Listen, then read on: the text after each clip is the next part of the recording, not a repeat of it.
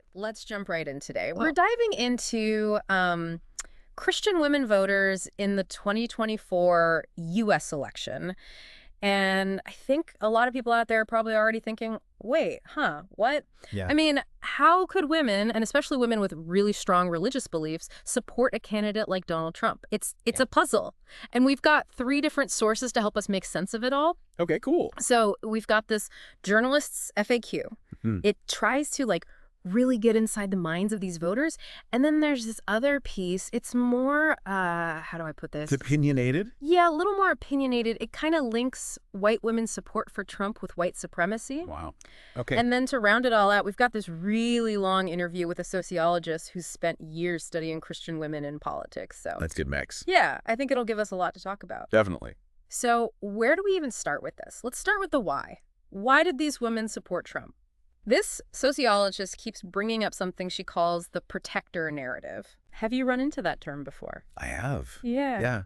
And it's a powerful idea when you think about all the anxiety and the fear that people are feeling these days, Mm-hmm. especially people who feel like their values, like their whole way of life is under attack. Right, exactly. It's like they saw Trump as the shield against this hostile liberal elite. Yeah. And they kept talking about woke culture. I feel like everyone's throwing that phrase around these days, but Right. but for them, it seemed to represent all these values and cultural changes that they just saw as a threat Yeah. to their families, their economic security, their traditional way of life, like you were saying. Right. And what's really interesting is that Trump, he tapped into that need for protection, Yeah. but it wasn't just just political. Yeah. The sociologist, she even talked about women weeping when he said, I want to protect the women. That's an emotional reaction. Wow. Yeah. You're right. It's not just about policies. Yeah. It's this deeper sense of being vulnerable and wanting someone to be there, to be strong for them. And, it's interesting. The sociologist also said that Trump's appeal, it kind of evolved between 2016 and 2024. Oh, okay. How so? It wasn't just about that swaggering, defiant masculinity anymore. It became something, I don't know. Different. Yeah, more paternal, a strong father figure. Interesting. Yeah. In 2016, it was all about shaking things up, Yeah. rejecting the establishment. But then by 2024, it was more about stability, experience, strength. Yeah, I guess that makes sense. The world went through a lot between those years. Mm-hmm. Maybe they wanted that steady hand. Yeah. Okay, so there's this whole idea of Trump as an imperfect vessel. What do you make of that? Well, the sociologist, she found that a lot of these women, they accepted Trump's flaws. They even embraced them. Really? Yeah. And they compared him to these flawed figures in the Bible, Yeah. like people who were chosen by God, even though they weren't perfect. Mm. It was like they thought maybe his imperfections, they were all part of God's plan. It's a fascinating way to look at it, Yeah. to make sense of why they would support him, even though his behavior was, well, unusual. Right. But doesn't that, isn't that kind of dangerous? Yeah. Couldn't you use that to justify any behavior? That's a really good point. And it makes you wonder how much of this support was real belief in Trump's leadership versus just fear of the other options. Right. What's interesting is the sociologist argues that for a lot of these women, the 2024 election, it wasn't really about disliking Kamala Harris. Mm-hmm. It was more about their love for Trump. Oh, okay. So it's not push, it's pull. Exactly. It's different from 2016. They really disliked Hillary Clinton. Interesting. The sociologist also talked about this feeling of this shared sense of victimhood among these women, this idea that they're under attack by the secular left. And a lot of that, it seems like, is coming from social media. Yeah, for sure. You can't ignore social media. It's it creates these echo chambers where people's anxieties, their grievances, they're just constantly being reinforced, Yeah. And it creates this feeling that something has to be done, right now. And they need a strong leader to fight back. And that's where the whole protector thing comes in again. Right. It's all connected. And it's, it's interesting how the specific issues driving their votes, they seem to shift over time. Like in 2016, it was Muslim immigration. And then in 2020, it was Black Lives Matter and critical race theory. Right. Which they saw as threats to, traditional values and education. And then by 2024, immigration anxiety came back, but this time it was focused on Latin Americans. It's like there's always this shifting other fueling their concerns. And in 2020, it seemed like like critical race theory, which, by the way, it just examines how racism is embedded in institutions and policies. Right. It became a trigger for a lot of conservatives. Yeah, absolutely. Right. They saw it as this attack on American values. Wow. And like you were saying, this attempt to indoctrinate kids. Right, right. And so, all this anxiety about cultural change and feeling like they're losing power, it really resonated with these women. For sure. So we're seeing this really complex mix of motivations here: the desire for protection, the anxiety about cultural change, the evolving views on masculinity, and this pull towards traditional values. It's a lot to unpack. It is. But you know what? I'm thinking not everyone buys into this protector narrative, do they? You're right. And that's where we need to talk about that News Zone article. Yeah. It's got a completely different perspective.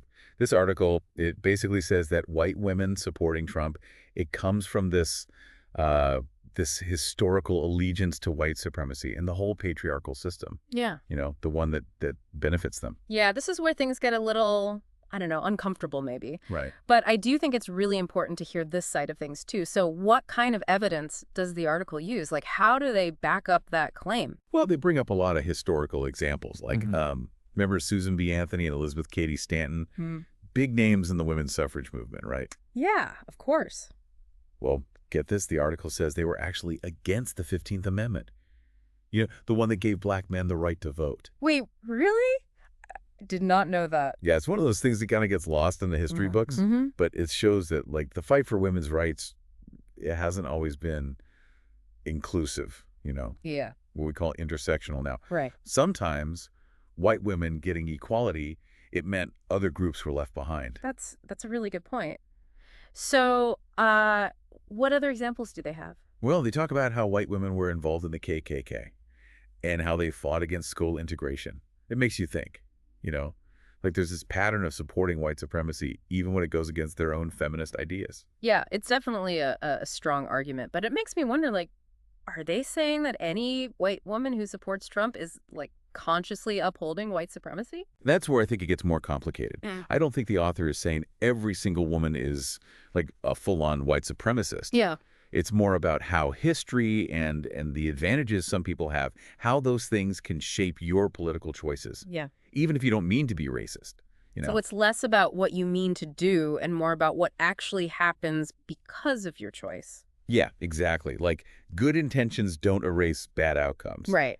And honestly, we need to be talking about this more as a society, openly. Yeah, absolutely. So, okay, we've got this protector narrative on one side, and then this whole argument about white supremacy on the other. It feels like they're kind of pulling in opposite directions. Definitely. And it's something that these women, they're living with that tension every day. Their faith, their politics, how they fit into society. And speaking of that, we haven't even talked about how a lot of these women are getting really involved in politics themselves. You're right. It's like it's another part of this puzzle, right? Because they're all about family, motherhood, that traditional view of women. But then they're out there, super active in politics, changing policies, even running for office. It is kind of contradictory, isn't it? It is. And they're not just voting quietly. They're leading these movements, organizing rallies, making sure they're heard on like a national level.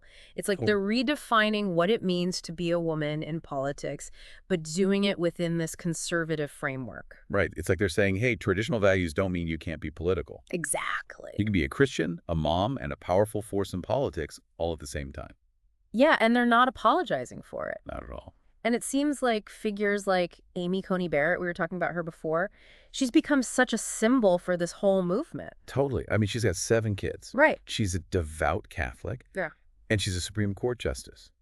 That's huge. And for a lot of people, it's a message.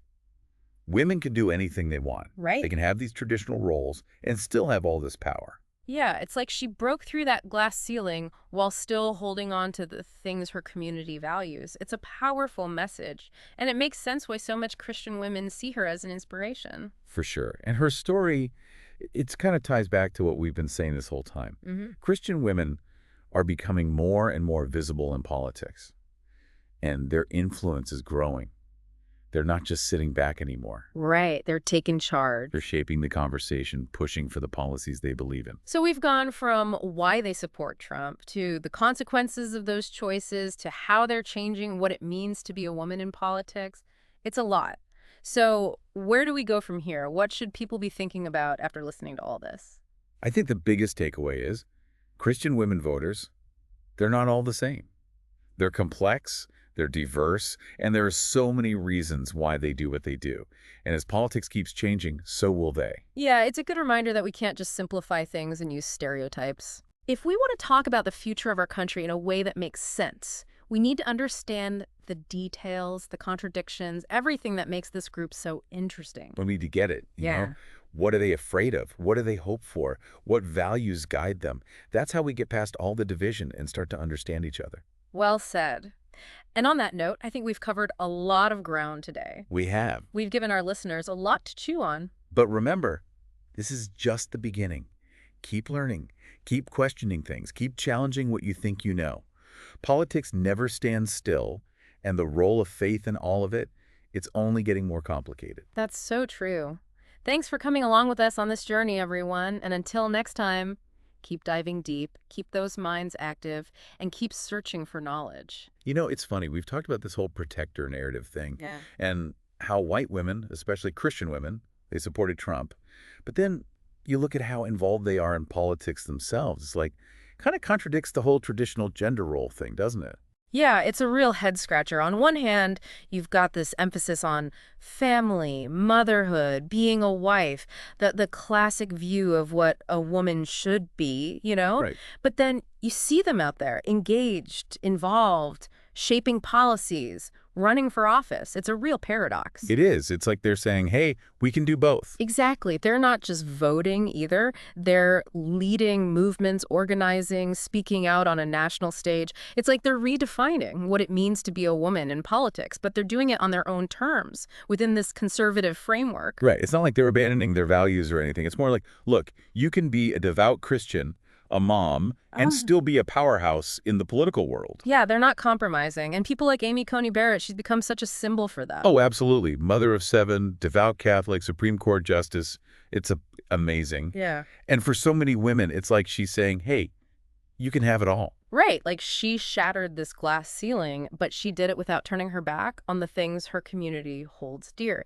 It's a powerful message, and I think that's why she resonates so strongly with so many Christian women. Totally. And, her story, it kind of brings us back to what we've been talking about this whole time, the rising influence of Christian women in politics. They're not content to just sit back anymore. Nope. They're stepping up, leading the charge, making sure their voices are heard. So we've gone from why they supported Trump to the implications of their choices to how they're changing the game in politics. It's been a journey. So as we wrap up, what's the big takeaway? What should our listeners be thinking about after they finish listening to this? I think the most important thing to remember is that Christian women voters, they're not all the same. They're complex, diverse. Their motivations, they're not simple. And as the political landscape shifts, so will they. Yeah, it's like we can't just slap a label on them and call it a day. Exactly. If we want to understand what's going on in our country, if we want to have real conversations about the future, we need to dig deeper. We need to see the nuances, the contradictions, all the things that make this group so fascinating. We need to understand their fears, their hopes, what they believe in. That's the only way we can move past all the division and actually connect with each other. Well said. Well, on that note, I think it's time to wrap things up. We've definitely given everyone a lot to think about. We have. But remember, this is just the start. Keep exploring, keep asking questions, and don't be afraid to challenge what you think you know. The world of politics is always changing, and the role of faith, well, it's getting more and more complex every day. So true.